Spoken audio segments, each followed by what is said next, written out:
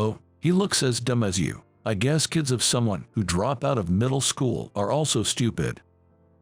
A classmate named Catherine, who for some reason always looked down on me, looked into Ryan's face. She was a Harvard graduate. She was good-looking but had a terrible personality. That's what Catherine said after looking at Ryan's face. I could tolerate being mocked myself, but it pained me when she insulted my son, Ryan.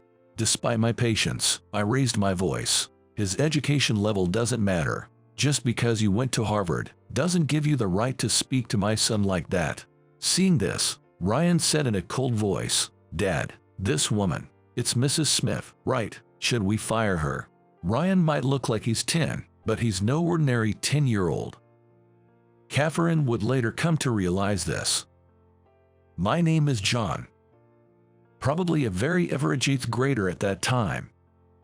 Part of the soccer team, sometimes on the bench, sometimes not. Unlike the noticeable guys, I don't have a girlfriend. Yes, just an utterly average 8th grader. I had one strength and one weakness. First, my strength was math. I wasn't good at all subjects, but for some reason, math just clicked for me. I solved problems without much struggle, even if it was an advanced problem I saw for the first time. I was the only one in my grade who could solve some tough problems, and I've been holding the top rank in math since admission.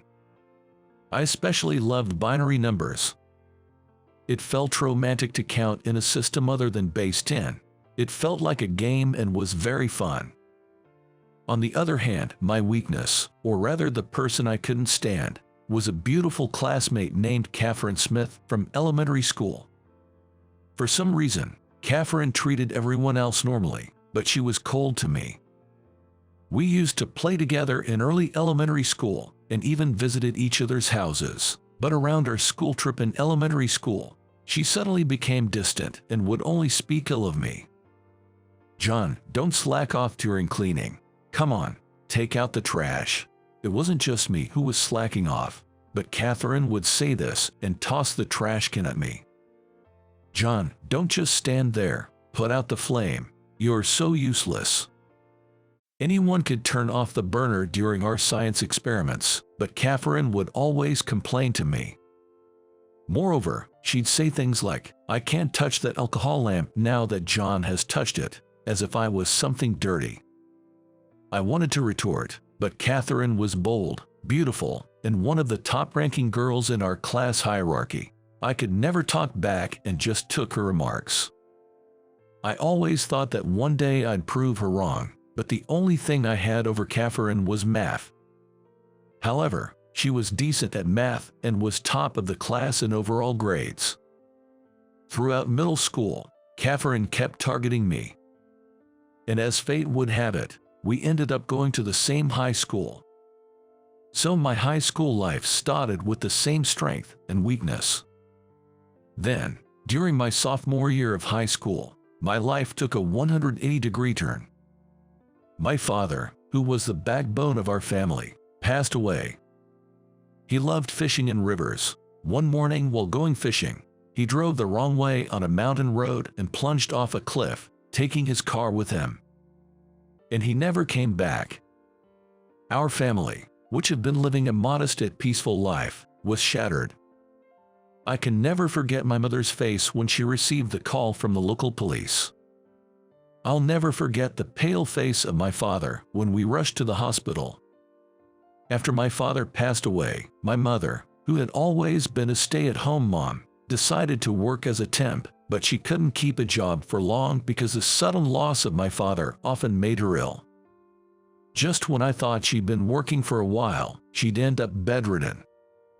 She'd get better and start working again, but within about 3 months, she'd fall ill again. I thought I couldn't put her through that anymore. I decided to give up on college. I'd even drop out of high school and start working right away. I wanted to bring my mom back to being a stay-at-home mom. I made up my mind the 3rd time she fell ill. Catherine, who always criticized me, confronted me when I decided to quit high school.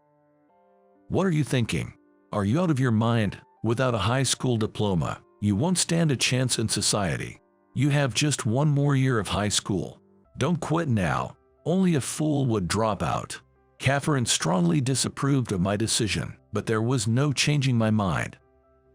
I handed in my resignation that week and left high school by the weekend. After quitting, I first took a part-time job at a local convenience store. I'd never worked before since my high school didn't allow part-time jobs, so every day was a new experience for me. It was tiring, but I had committed to supporting our livelihood, and there was no turning back.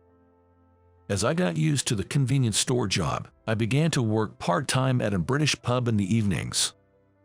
My mother, seeing the occasional burns I came home with, would cry, worried about my erratic lifestyle. Still, not everything about the job was tough. As I continued with my part-time jobs, a new chapter began in my life. There was a woman named Kate who worked as a server at the pub. Kate attended a renowned state university nearby, studying robotics. Kate and I started chatting a little more during the hours when there were fewer customers. Turns out, robotics involves a lot of math, and I found the college lectures Kate shared with me really interesting. Gradually, I became interested in robotics. Whenever I wasn't scheduled at the convenience store during weekdays, I'd go to the university with Kate and secretly attend lectures. The classes were challenging with many unfamiliar theories, but I'd borrow Kate's student ID to study in the library afterward. Sometimes I'd wonder if I'd be attending that university if it weren't for my father's accident. But I found fulfillment in my busy work days, and there was a sense of accomplishment in supporting my mom. And above all, experiencing my first love was wonderful. Kate, being 3 years older, seemed very mature. Every conversation with her was stimulating. Yet, when we'd strolled by the riverbank, her expressions were childlike and adorable. I wanted to protect Kate's smile forever. As expected, Kate went on to graduate school. Being one of the top students, it seemed many research labs wanted her. She chose a research lab led by a professor known for tackling challenging subjects. Since Kate's research often extended into the late hours, she quit her part-time job at the British pub, so we no longer ran into each other at work. But every evening, once I was done with my own job, I'd visit Kate's apartment, cherishing the few moments we could spend together. Kate's apartment looked like that of a stereotypical science student. Aside from essential furniture and household items, there were piles of specialized books everywhere. By this time, I couldn't comprehend the complexity of the books Kate was reading, but she'd occasionally simplify her research for me. "You know, John, after working a few years, you can always choose to go to college," she said. I thought I had given up on the idea of going to college, but it was Kate who showed me such an option. Turns out, not everyone entering college is a fresh high school graduate around 18 or 19. Many adults do it, too. Those who've worked after high school and then felt the urge to study more also enroll. But Kate, I didn't even graduate from high school. When I mentioned that, Kate told me about the GED system. Apparently, even for someone like me who hasn't graduated from high school, if you pass the GED test, you are considered to have a high school level education and can then apply for college. Right now, I don't have the money for college tuition, and I'm maxed out just supporting my mom and me, but a new dream was born in me, to save up money and go to college someday. My dates with Kate were mostly in her apartment or on the university campus, but they were always a lot of fun. The university's cafeteria was affordable and tasty. Plus, considering the appetites of college students, they had plenty of large portion options, which was great. Kate loved the parfaits from the cafeteria. Every time I bought her one and brought it to our table, she'd be so delighted. I'd often think that if I could earn more, I could treat her parfaits at fancy cafes instead of the cafeteria. But the joy she found in those school cafeteria parfaits made me cherish her even more. Kate would always tell me, if you want to earn more, you can't just work more hours. there's a limit to how many hours a person can work. Instead, improve your skills. If you can earn more per hour, you make more even if you work the same hours. You should focus on learning. I had a tendency to pick up more shifts whenever I saw something Kate might want, but her words made me hold back and consistently work on improving my current skills. I learned to use software I couldn't before, and even got a culinary license. Though it cost money to study, and sometimes felt like a financial setback, once I got that culinary license, the manager at the pub I worked at praised me and raised my hourly wage. As a result, I was able to buy Kate the necklace she had been eyeing for Christmas. And with my improved computer skills, I got a job as a computer class instructor through a friend's recommendation. Leaving my convenience store job that I had since dropping out of high school, teaching computer skills to folks in the community meant a significant bump in my monthly earnings. Around this time, my mom, feeling healthier, started working part-time, reducing the financial burden on our household. Little by little, I started saving money. With savings in hand, I began to think about marrying Kate. And when Kate graduated from grad school in the spring, we joyfully tied the knot. Our life together, as she started her job as a researcher after her postgraduate studies, was incredibly happy. We rented a small place, but whichever of us got home first would make dinner, and we'd eat together every evening. Even the moments just lying together, I felt so happy being aware of Kate's presence beside me. I continued to juggle my jobs as a computer instructor and a part-timer in a pub's kitchen. One day, the manager approached me, saying he wanted me to run the kitchen for a newly opening pub. It seemed I was the only part-timer with a culinary license. So, my hourly wage increased a bit. "John, let's save the extra money for when you go to college someday," Kate suggested. Even though I wanted to treat her to all her favorite foods, she said that, "I'm quite content with my current life. You should definitely go to college. You love math so much." Saying that, Kate wouldn't let me use the money for our date night. I even proposed sending more money to my mom, but after hearing from Kate about college, she refused. And that's how I began saving for college. Then one day, Kate, blushing, told me something. "I'm pregnant." We were truly at the peak of our happiness. Our son, Ryan, turned out to be an astonishing prodigy, much to our surprise. Kate and I were both good at math, so we expected him to like it to some extent, but he exceeded our expectations.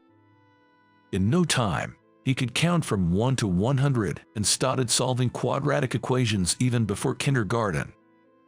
He quickly became fond of binary, my favorite, and could convert decimals to binary instantly. Kate continued her work part-time, and after finishing her research at the lab and picking up Ryan from daycare, she'd chat with him about math in ways he could understand. Ryan always listened with shining eyes. By then, I had quit the pub job and had become a full-time instructor at the computer class. Ryan quickly learned to operate the computer I taught him, and he easily outgrew the programming materials for elementary school students. I wonder what kind of person he'll grow up to be. One night, while stroking the sleeping Ryan's hair, Kate said this and suddenly began to cry. "Kate, what's wrong?" It was such a cheerful topic, so what happened? Looking at her face with suspicion, Kate clung to me and began to cry. Then she revealed, I've been diagnosed with a brain tumor. I was stunned. Only 6 months left. I couldn't come to grips with Kate's confession and remained silent for a long time. I need to support Kate. I knew it, but I couldn't help picturing my father's pale face. Now, even Kate. It reminded me of the atmosphere when my mother answered the phone that day. It's terrifying. Please tell me it's a lie. Tell me you're just groggy. I couldn't accept Kate's illness, and for a while, life continued as usual. Kate went for treatments, but she never talked about her illness since then. I thought maybe we could just pretend it never happened.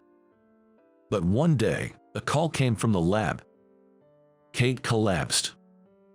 Lying in the hospital bed, Kate had regained consciousness but was hooked up to several lines, breathing through an oxygen mask. I wanted to look away, but the situation had escalated to a point where I couldn't. Please, look after Ryan.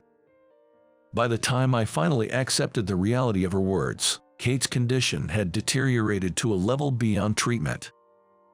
For the month before Kate passed away, we repeatedly talked about Ryan's future. Kate apologized to me and Ryan, again and again. She had nothing to apologize for. The hardest part was for Kate, having to leave Ryan behind.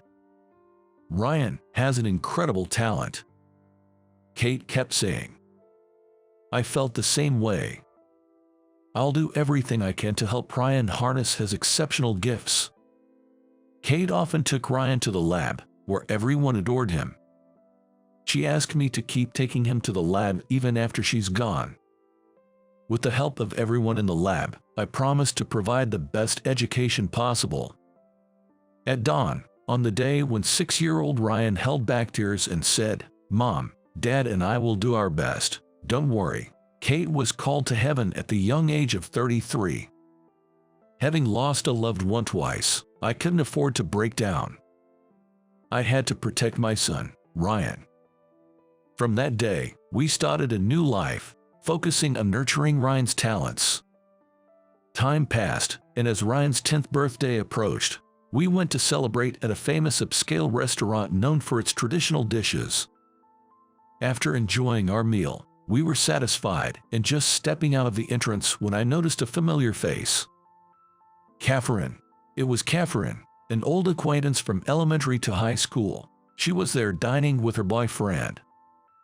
Upon seeing us, the corner of her mouth twisted into a smirk. "You, dining in such a fancy restaurant, even though you dropped out of middle school. Out of your league, don't you think? Middle school dropout or not, what's that got to do with anything?"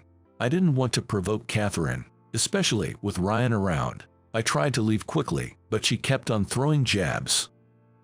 "You probably can't even educate your child properly with your dropout status, can you?" I had promised Kate to prioritize Ryan's education, so this really got under my skin. Still, I tried to ignore her and started to leave with Ryan. "Look at him. He's got that clueless look, just like a dropout's child. I guess stupidity runs in the dropout family." Catherine pushed further. Although I could handle insults thrown at me, when she insulted Ryan, I lost it and snapped back. "My educational background has nothing to do with this. Just because you went to Harvard doesn't give you the right to talk that way about my son. Oh, come on. Is it because you didn't even finish high school?" Catherine continued to mock.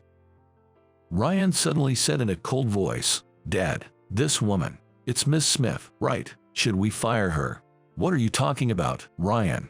Attempting to reprimand him, Ryan continued, "She's a business associate of my company. She might not know me, but I've seen her. She's from the security firm we've outsourced to, so at the very least, I can have her removed from the current project. Right, Miss Smith?"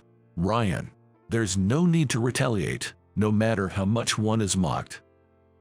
That being said, I might have snapped back a bit earlier. I tried to silence Ryan's harsh words. "What? How can a kid like this be associated with my company? There's no way you can fire me. Talk in your dreams." Clearly shaken by being addressed by Ryan, Catherine snapped back and disappeared into the restaurant with her partner. "Ryan, you shouldn't talk about firing someone like that," I advised him, but Ryan still looked discontent. Ryan can be a bit sharp-tongued at times. Well, being acknowledged as a member in Kate's lab, researching robotics as an elementary schooler, and even doing system development, I can see why he might have become a bit assertive and outspoken. But kindness and relationships are the foundation for all. Just because he's a child doesn't excuse everything he says, especially since he's working with adults on system development. He needs to be careful with his words. Ryan developed a digital photo album app. It became a massive hit. With the profits, we set up a company to develop the next app, On paper, I was listed as the CEO, but in reality, Ryan was the one pulling most of the strings. The security aspect of that album app was outsourced, and Catherine worked for the outsourced company. When I reprimanded him for speaking rudely to an outsourcer, Ryan pouted for a while, but when I said, "Mom will cry," he calmed down and muttered, "Sorry." It was a few days after the incident at the upscale restaurant. A data breach occurred at Catherine's company. Fortunately, the information leaked wasn't directly related to Ryan's app, but we found ourselves dragged into the whole mess. "You did it, didn't you?" Holding a grudge about that incident before, Catherine accused Ryan of being the culprit. Ryan was, of course, outraged. Feeling indignant, he was determined to find the real perpetrator. Fortunately, the method of the leak wasn't too complicated. It seemed like he'd just have to decrypt some codes and trace back a few IP addresses. With the help of everyone in the lab, when they decrypted the code and tracked the address, it surprisingly led to the computer of Tom, the boyfriend who had accompanied her to that upscale restaurant that time. When Catherine confronted him, Tom readily admitted that he had someone else do it for him. I was just jealous of how capable Catherine seemed, able to do anything. Catherine had a flashback at those words. A time in the past when she felt inferior to her first love in math and acted mean out of frustration. She had intended to confess her real feelings and apologize for her past behavior when they graduated high school, but he dropped out, and she never got the chance. Even though she was the one at fault, she harbored resentment and said hurtful things when they met again. Catherine came to my house to apologize and shared this story. I was utterly shocked to see the proud Catherine, almost as if bowing her head to the ground in remorse. Her confession that she once had feelings for me was even more startling. It made me realize anew how emotions can become so tangled that they're hard to control. Ryan didn't say much, but he seemed to sense something in Catherine's sincere apology and her vow to help Tom get back on the right track. Kate. Ryan just turned 10. Today, we're visiting Kate's gravesite. Ryan's photo app is still selling really well. The new features are loved by the customers, and the add-ons are selling. He reported in front of Kate's grave. But I did something wrong. Ryan admitted on his own. Some people I work with spoke ill of me, and I retaliated spitefully. Even though I was the stronger one, I ended up bullying the weaker person. Had he truly realized his mistake? As a parent, I felt relieved to see Ryan reflecting on his actions. From now on, I'll be kinder to others. Even if someone speaks ill of me, I won't retaliate. So, Mom, you can be at peace. Kate, Ryan has grown so much, both in heart and body. He's truly maturing. And I have something else I want to share. Kate, I've decided to go to college next year. I plan to study engineering and work seriously on system development, alongside Ryan and the others. It'd be really reassuring if you join the development team, Ryan exclaimed with enthusiasm. I used to only be involved in company management, but honestly, I've always wanted to be part of the development, not just for bug checks, but to be deeply involved. I thought going to college would be the best way to achieve that. When I grow up, I'll go to college too. I want to attend the same one Mom did. You already visit college research labs, don't you, Ryan? But you should definitely go to college, maybe even grad school. Yeah, and in the future, I want to be a researcher like Mom. I'll leave the company to you, Dad, Ryan said with a mischievous grin. Kate. He's growing up so strong and capable. It seems like it'll be a long time before I come to see you, but by then, I'll have plenty of stories to share. So, please wait for me there. I whispered to Kate in my heart. John, Ryan, I will always be watching over you.